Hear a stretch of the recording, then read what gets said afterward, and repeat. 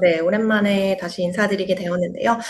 이제 기분 좋게 3대 지수 오늘 상승 마감을 하는 소식을 전해드릴 수 있어서 저 기분이 좋습니다. 간밤 뉴욕 증시 이제 하락 출발을 한 후에 또 이제 장중 등락을 거듭했지만 소폭 상승세로 장을 마감을 했습니다. 오늘 다우가 전장 대비 0.06% 상승 마감을 했고요. S&P 500도 전장 대비 0.24% 상승 마감했습니다. 이제 2~3% CNBC 기준으로는 나오는데요. 소폭 상승 마감을 했습니다. 나스닥 지수는 전장 대비 0.21% 상승하면서 마감을 했습니다. 3대 지수 모두 이제 조금 혼재된 흐름을 보이다가 상승 반등 마감에 성공을 한 모습입니다. 간밤 국제금융시장 동향 한번 간단하게 살펴보고 가겠습니다. 우선 10년물이 증시 마감 무렵에 2.9%, 10년물 채권 금리가 2.9% 수준 나타냈습니다. 전 거래일 대비해서 거의 8bp 가량 상승한 수준이고요. 2년물 역시 3bp 오르면서 3.27% 수준 나타냈습니다. 어제 발표됐던 연준 FOMC 의사록에서 좀 매파적인 스탠스를 계속 확인을 하면서 지금 채권 금리가 상승을 하고 있는 모습입니다. 외환시장 역시 이제 매파 연준을 소화를 하면서 달러화가 강세 나타냈습니다. 지금 달러 지수가 전장 대비 0.8% 이상 상승을 하면서요. 107.4에서 107.5선을 나타냈습니다. 지금 이제 주식시장을 비롯해서 채권이라든지 외환시장도 같이 FOMC 의사록의 여파를 조금 소화를 해가고 있는 모습입니다. 유가 같은 경우 오늘 이틀째 상승하는 흐름을 보였는데요. 이 원유 재고가 줄었다는 소식에 이틀째 상승세 흐름을 보이고 있습니다. 9월물 WTI가 전장 대비 2.7% 오르면서 배럴당 90.5달러에 거래를 마쳤습니다. 90달러 선 턱걸이를 했고요. 금 가격 같은 경우 오늘 이제 좀 많이 떨어졌습니다. 3주 만에 가장 낮은 수준으로 떨어졌는데요. 아무래도 이 연준이 인플레를 대항을 하고자 하는 의지를 다시 한번 확인을 해줬기 때문에 금 가격에는 하방 압력으로 작용을 하고 있는 것으로 보입니다. 이 금이라는 게 통상 인플레이션의 해지 수단이기 때문에요. 인플레가 조금 이제 진정이 될 것이라는 기대감이 있으며 금 가격이 조금 하락을 할 수 있는 요인입니다. 어제 연준이 7월 FOMC 의사록을 공개를 했습니다. 이 의사록에서 상당히 좀 혼재된 메시지가 나오면서 시장에 계속해서 이 여파가 반영이 되어 가고 있는 모습입니다. 이제 어제 간략하게 브리핑 들으셨겠지만 이제 7월 FOMC 의사록 같은 경우에는 이제 추가 금리 인상을 예고를 하면서도 언젠가는 이 금리를 낮춰야 한다라는 이런 혼재된 메시지를 연준이 시장에 전해줬습니다. 우선 이제 2% 중기 인플레 목표치로 이 물가 상승률을 진정시키기 위해서는 경제가 제약적인 수준까지 금리를 높여야 한다. 즉 이제 어느 정도의 어떤 경기 둔화도 불사를 해야 한다라는 의미를 조금 연준 위원들이 명확하게 시장에 전달을 한 것 같고요. 그렇지만 또 동시에 이렇게 지금 계속해서 이어지고 있는 자이언트 스텝, 큰 폭의 금리 인상이 앞으로 좀 계속되지는 않을 수도 있다라는 점도 시사를 했습니다. 이 위원들은 이제 일정 시점에는 기준금리 인상의 속도를 늦추는 것이 적절할 것 같다라고 지적을 했었고요. 이제 금리 선물 시장이 계속해서 이 FOMC 의사록을 반영을 해가고 있는데요. 오늘 오후 기준으로 지금 다음 FOMC인 9월 FOMC에서 50bp 금리를 올릴 가능성, 빅스텝에 그칠 가능성을 약 57%, 지금 현재 시간으로는 60% 정도로 보고 있습니다. 지금 계속 이제 FOMC에서 과연 다음 FOMC에서 또 이제 자이언트 스텝이 이어질까, 혹은 아니면 그거보다는 조금 연준의 이 긴축의 강도를 조금 낮춘 50bp 금리 인상이 이어질까, 여기에 이제 시장 참가자들의 시선이 좀 집중이 되어 있는데요. 지금 9월 FOMC까지는 한 달 이상이 남은 시간입니다. 그렇기 때문에 조금 지금 50bp 금리 인상이 과반을 넘었다고 해도 안심하기는 조금 어려운 상황이고요.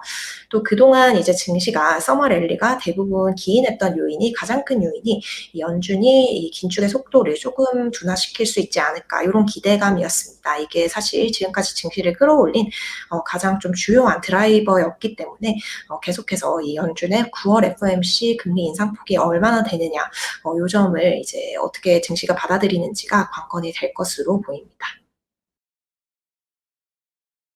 네, 오늘 이제 미국의 한 주간 실업보험 청구자 수가 발표가 되었습니다. 이제 한 줄로 설명드리자면 직전 주보다 소폭 감소한 수준을 나타냈습니다. 실업보험을 지난 한 주간 청구한 사람이 25만 명으로 집계가 되었는데요. 이게 지난 직전 주 집계치 대비 2천 명 정도 감소를 한 수준입니다. 사실 이제 지난주에 이 신규 실업보험 청구자 수가 지난해 11월 이후 거의 9개월 만에 가장 많은 수준을 나타냈습니다. 실업보험을 청구한 사람이 9개월 만에 가장 많은 수준을 찍었다가 거기서 이제 소폭 좀 줄어든 모습입니다. 이렇게 실업보험 청구자 수가 감소세를 나타낸 것도 3주 만에 처음 있는 일이라고 하고요. 월가가 전망한 이 전문가 예상치보다도 낮은 수준을 나타냈습니다. 지금 이제 좀 좋은 소식이죠. 이제 실업보험을 청구한 사람이 생각보다 작았다라는 거는 이제 경제적으로 봤을 때는 좋은 측면일 수 있지만 지금 증시에는 좀 어떻게 무조건 좋게만은 해석할 수 없는 상황인 것 같습니다. 지금 FOMC 연준이 어제 의사록에서 노동시장의 어떤 둔화에 잠재적인 둔화 신호가 보이고 있음에도 불구하고 제약적인 수준으로 금리를 높여야 한다라고 얘기를 하면서 이제 경제의 조금 둔화라든지 혹은 이런 노동시장의 조금 둔화를 불사하고서도 금리를 올릴 것이다라는 뜻을 명확히 했는데요. 이런 상황에서 지금 고용 시장이 생각보다는 좀 괜찮은 수준이다라는 점이 드러난 것이기 때문입니다. 이 지표를 보면 지금 해고를 우리가 생각한 것보다 우리가 우려했던 것만큼 하고 있지 않다라는 점이 조금 드러난다라고 외신들은 분석을 했고요. 또 이제 실업보험 청구자 수가 너무 많아서 이 경제에 조금 둔화를 미칠 정도로 어려운 수준이라고 생각이 되려면 한 이제 27만 명 정도는 실업보험을 청구해야 그렇게 좀 안 좋은 상황으로 생각을 한다라고 로이터 통신이나 블룸버그 통신이 보도를 했습니다. 그 수준보다는 지금 좀 많이 낮은 수준이기 때문에 이 노동시장이 안 좋아서 이 연준의 긴축이 조금 엇박자가 나는 거를 기대를 하기에는 좀 어렵지 않겠나라는 분석이 나왔습니다. 네, 오늘 이제 연준 위원 두 명이 좀 중요한 발언을 했습니다. 둘 다 이제 이 긴축의 어떤 의지를 다시 한번 드러내는 말을 하면서 어제 FOMC의 의사록에서 나타났던 이런 연준의 긴축 의지를 다시 한번 조금 강화를 했습니다. 우선 이 연준의 가장 매파적인 인물로 꼽히고 있는 제임스 블러드 세인트루이스 총재가 월스트리트 저널과 인터뷰를 했는데요. 이 월스트리트 저널과 한 인터뷰에서 다음 FOMC, 즉 9월 FOMC에서도 이 75bp 자이언트 스텝 쪽으로 조금 자신은 좀 치우쳐 있다라는 설명을 했습니다. 이 블러드 총재 같은 경우는 지금 우리가 예상이 되어 있는 이 금리 인상 전체 폭을 이제 상당히 빠른 시일에 앞당겨서 해야 된다라는 프론로딩이라는 개념을 좀 지지를 하고 있습니다. 그렇기 때문에 이 금리 인상을 할 것이라면 최종 연방기금 금리 레인지를 이제 높일 것이라면 그것을 왜 이제 조금씩으로 쪼개서 내년까지 왜 끌어가는지가 미지수다라고 얘기를 하면서 만약에 이제 제약적인 수준까지 금리를 높이고 그 금리 인상 효과를 최대화하기 위해서는 이제 자이언트 스텝을 다음 FOMC에서도 이어가야 된다라는 발언을 했습니다. 결국 이제 조금 매파적인 발언을 한 것으로 해석이 됩니다. 또 닐 카시카리 미니애폴리스 연은 총재도 발언을 했는데요. 반면 이제 블러드 총재와는 반대로 좀 상당히 비둘기파적인 인물로 평가를 받는 인물입니다. 하지만 이제 오늘은 조금 매파적인 발언을 한 것으로 해석이 되고요. 이제 오늘 한 오찬 행사에 참석해서 이런 얘기를 했습니다. 금리 인상이 경기 침체를 이끌어올지는 미지수다라고 평가를 하면서요. 지금 이제 한마디로 말해서 금리를 올린다고 해서 반드시 이것이 침체로 결과될 것이라고는 좀 알 수 없다라는 얘기를 했습니다. 지금 9월 금리 인상 결정에 대해서는 이제 답변을 하지 않았는데요. 하지만 여전히 금리 인상에 대한 의지를 보였다라고 이제 외신이 평가를 했습니다. 이제 질문 중에 경기 침체를 촉발하지 않고 물가를 내릴 수가 있느냐라는 질문이 있었는데요. 이제 답을 모른다라고 얘기를 했습니다. 결국에는 이 침체라는 것이 이제 금리 인상과 같이 진행을 하면서 올 수 있을지도 이제 확신할 수는 없다라는 이런 의견을 표명을 했습니다. 컨퍼런스 보드에서 미국의 7월 경기 선행 지수를 발표를 했습니다. 좀 상당히 좋지 않게 나왔는데요. 이제 전월 대비해서 0.4% 하락한 수준으로 집계가 됐습니다. 미국의 경기 선행 지수는 지금 7월까지 3월부터 7월까지 약 5달 동안 계속해서 하락세를 이어가고 있습니다. 경기에 대한 이런 평가가 계속해서 좀 5개월 연속 좋지 않은 수준으로 집계가 되고 있다라는 의미입니다.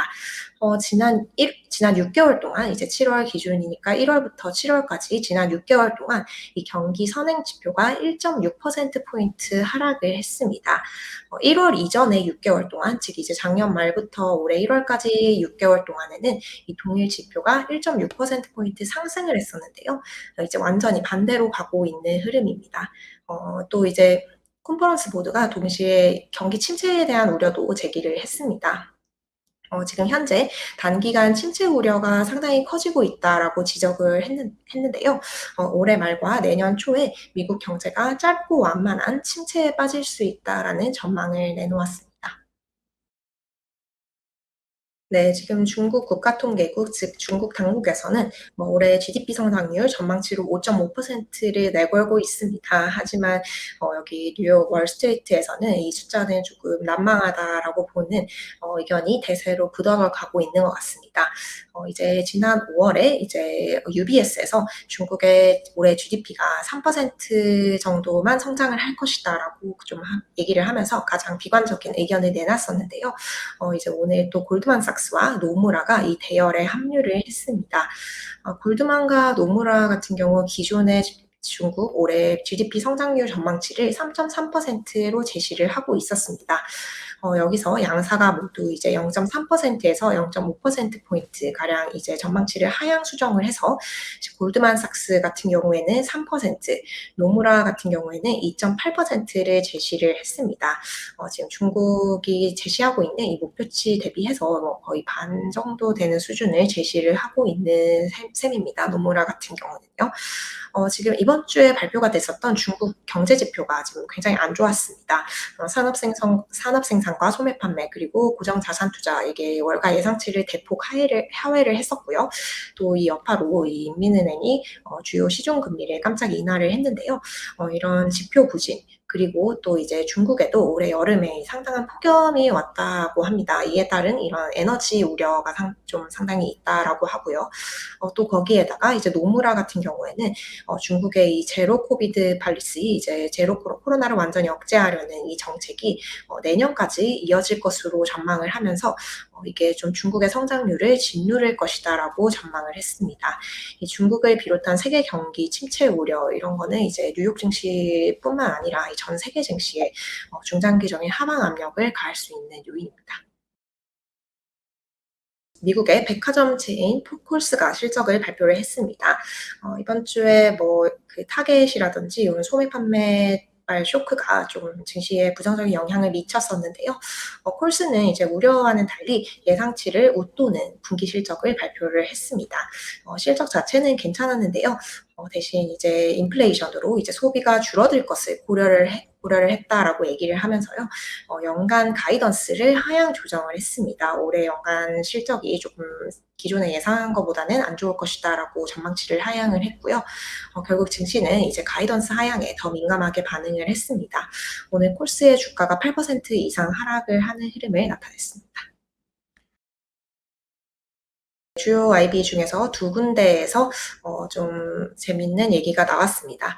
우선 시티 같은 경우 이제 월스트리트 그리고 투자자들이 기대하는 페드가 이제 개입을 해서 이렇게 좀 자산 시장을 떠받치는 페드풋이라는 게 더 이상 없다라는 내용을 골자로 하는 보고서를 발표를 했는데요. 여기 이제 수석 투자자인 앤드루라는 사람이 보고서 발표를 했습니다. 이제 이렇게 분석을 했는데요. 연준은 이제 시장이 생각하고 있는 것보다 이 인플레이션 대응이 진심이다라는 얘기를 했습니다. 연준이 생각보다 우리가 생각하는 것보다 인플레이션에 대항하는 것에 훨씬 더 전념을 하고 있는 상황이기 때문에 있는데 이 증시라든지 위험 자산 시장이 보려고 노력하는 우리가 이제 집중하고자 하는 이런 비둘기파적인 메시지는 사실 없는 상황이다라고 좀 비관적인 얘기를 했습니다. 반면에 이제 또 완전히 상반되는 주장도 나왔는데요. 이제 우리의 강세론자, 항상 강세론적인 입장을 펼치고 있는 JP 모건이 조금 긍정적인, 증시에 대한 긍정적인 의견을 냈습니다. JP 모건의 마르코 콜라보니크 오늘 보고서를 발표를 해서 투자자들에게 이렇게 전했는데요. 아직까지 본인은 강세 입장을 고수하고 있다라는 의견을 다시 한번 재확인을 했습니다. 우선 이 JP 모건의 가장 큰 논거는 결국 인플레가 해결이 될 것이다라는 얘기, 그 주장이 이제 가장 핵심적인 주장입니다. 지금 인플레이션이 어떤 수요와 공급의 이런 교란에 따라서 이제 발생을 하고 있는데요. 이런 왜곡 현상이 점차 해소가 되고 자연적으로 인플레가 스스로 해결이 될 것이다라는 입장을 자사는 아직 가지고 있다라고 얘기를 했습니다. 또 이제 자사가 올해 꾸준히 이제 증시 크래시에도 불구하고 계속해서 저점 매수를 추천을 했고 지금까지 우리 성적이 상당히 좋았다라고 얘기를 했습니다. 이제 월가에서 이 비관론자들이 전망했던 S&P 500의 하단이 이제 3,500 정도였는데요. 평균 하단값이 3,500 정도였는데요. 지금 현재 주가를 봐라라고 얘기를 했습니다. 지금 현재 S&P 500 지수가 이런 비관론자들의 전망인 3,500선이라기보다는 자사가 전망하고 있는 연말 전망치인 4,800선에 더 가깝다라고 얘기를 하면서 다시 한번 좀 강세론적인 의견을 되풀이했습니다. 이제 부동산 관련 경제 지표와 제조업 관련 경제 지표 하나씩 발표가 되었습니다. 우선 오늘 미국의 7월 기존 주택 판매 지표 발표가 되었는데요. 상당히 좀 부진한 흐름으로 집계가 됐습니다. 최근 이제 부동산 관련 지표가 좀 안 좋은 흐름을 보이고 있는데요. 7월 기존 주택 판매 같은 경우 이제 전월 대비해서 5.9% 감소한 수준으로 집계가 됐습니다. 예, 기존 주택 판매 같은 경우 6개월 연속 감소세를 나타내고 있습니다. 이제 작년 같은 기간에 대비해서 즉 이제 2021년 7월에 비해서는 주택 판매가 무려 20.2% 감소한 수준이라고 합니다. 네, 제조업 관련 지표도 하나 발표가 되었는데요. 8월 필라델피아 여는 관할 지역의 제조업 활동이 확장세로 돌아섰다는 지표가 나왔습니다. 이거는 좀 긍정적인 지표인데요. 지금 8월 필라델피아 여는 제조업 활동 지수가 6.2로 집계가 되었습니다. 동일 지표가 지난 6월에는 마이너스 3.3을 기록을 했었고요. 그리고 7월에는 마이너스 12.3을 나타냈습니다. 여기서 좀 예상치 못한 수준으로 좀 많이 반등을 해서 올라온 모습입니다. 네, 오늘 S&P 구성하고 있는 섹터 중에 이제 자율소비재라든지 부동산, 헬스 관련주가 하락을 했고요. 다른 종목은 이제 상승하는 흐름을 보였습니다. 아무래도 뭐 이번 주 소비 판매 관련 좀 악재가 있었고요. 또 오늘 부동산 관련 지표도 부진하게 나오면서 해당 섹터가 하락을 한 것으로 해석이 됩니다. 시총 상위 종목들 중에서 이제 빅테크 종목들 오늘 혼조 흐름 보였습니다. 하지만 대부분 보합 수준을 나타내면서 큰 변동성은 나타내지 않았는데요. 우선 마이크로소프트, 애플, 그리고 메타 플랫폼스, 테슬라, 아마존 모두 이제 보합권에서 마감을 했습니다. 크게 이제 종가 기준으로는 크게 좀 빠지거나 오르지는 않았습니다. 이제 오늘 제일 좀 많이 올랐던 종목이 엔비디아인데요. 반도체주들이 대부분 큰 폭으로 상승을 했고요. 특히 엔비디아 같은 경우 종가 무렵에 장 마감 무렵에 2.5% 정도 상승을 했습니다. 월가 투자 회사 중에 오펜하이머에서 이제 엔비디아에 대한 매수콜을 오늘 또다시 이 의견을 재확인을 했고요. 이제 이에 따라서 주가가 상승을 하는 모습을 보였습니다. 또 이제 오늘 줌에 대해서 또 매수콜이 나왔는데요. 베어드에서 이 줌에 대해 시장 수익률 상회라는 기존 의견을 유지를 했습니다. 스타벅스에 대해서도 매수콜이 나왔고요. 코엔이 이제 스타벅스벅에 대해서 좀 긍정적인 의견을 유지를 했습니다. 엔비디아라든지 줌 같은 경우는 이제 곧 실적 발표를 앞두고 있는데요. 이 실적 발표가 이제 좀 긍정적으로 나올 것으로 예상된다라고 월가에서 전망을 했고요. 스타벅스 같은 경우도 9월 13일에 투자자의 날이 열리게 됩니다. 여기서 좀 긍정적인 어떤 주가에 촉매제가 있을 수 있다라고 평가를 했습니다. CT가 오늘 아메리칸 에어라인스에 대해서 캐탈리스트 콜 이제 좀 많이 오를 수 있는 이런 이슈가 있을 수 있는 종목이다라는 긍정적인 의견을 냈는데요. 지금 항공 여행에 대한 수요가 상당히 견조한 가운데 이제 최근에 연료 가격까지 하락을 하면서 이 아메리칸 에어라인스가 좀 긍정적인 이런 촉매제의 부스트를 받아서 조금 많이 상승할 수 있다라는 의견을 내놨습니다. 네, 또 오늘 이슈 있었던 종목 중에 버라이즌이 있습니다. 미국 최대 통신사인데요. 버라이즌은 이제 이런 앞서 말씀드린 기업들과는 반대로 투자 등급 하향을 이제 맞았습니다. 오늘 좀 투자 등급을 하향한 이 월가 IB가 나왔고요. 이에 따라서 주가가 하락을 했습니다. 오늘 실적 발표한 기업 몇 군데 더 있는데요. 우선 시스코가 예상치를 웃도는 실적을 이제 장 마감 후에 발표를 했습니다. 실적도 예상치를 웃돌았고요. 가이던스도 예상치를 웃도는 수준으로 제시를 했습니다. 주가는 6% 이상 올랐습니다. 또 최근에 밈 주식 중에서 가장 좀 두드러진 움직임을 보였던 배드메스 앤드 비욘드 같은 경우 최근 급등세를 보였었는데요. 이제 지난주에만 70% 이상 폭등을 하면서 좀 상당히 많이 올랐었는데, 오늘 이제 게임스톱의 회장이 이제 자신의 지분 전체를 매각할 계획이다라는 점을 밝혔습니다. 이 점이 공개가 되면서 배드메스 앤드 비욘드 주가가 20%가량 폭락을 했습니다.